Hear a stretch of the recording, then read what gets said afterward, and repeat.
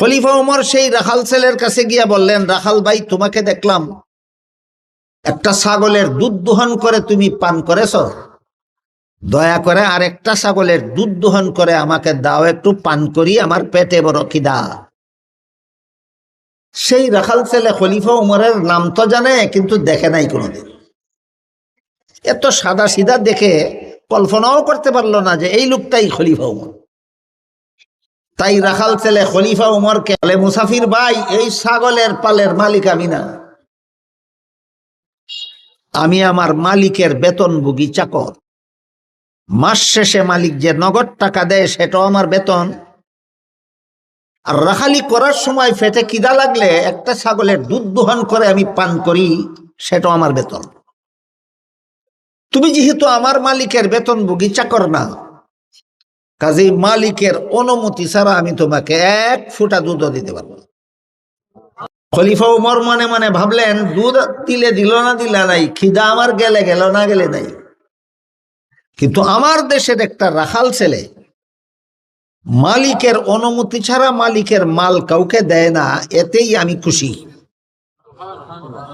কিন্তু সে কি বাস্তবিক আমানতদারির কারণে এই কথাটা বলল, নাকি আমাকে ফাঁকি দেওয়ার জন্য, আমাকে ধোঁকা দেওয়ার জন্য বলল, তাকে পরীক্ষা করতে হবে।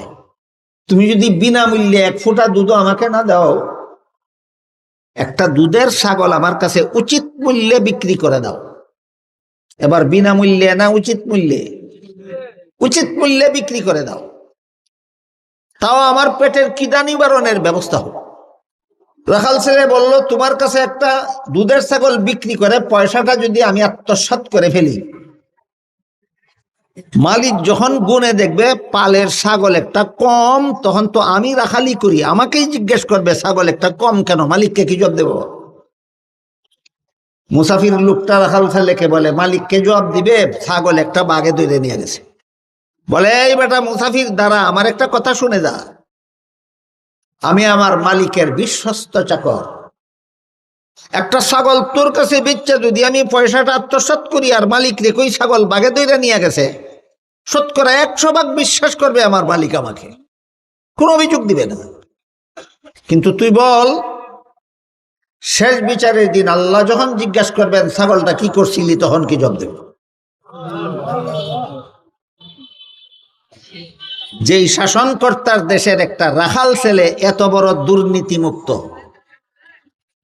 সেই শাসনকর্তার আমলের বিশ্ববাসী রাসূলের প্রতিষ্ঠিত রাষ্ট্রের দ্বারা কি পেয়েছিল? তা দুর্নীতিমুক্ত সমাজ পেয়েছিল।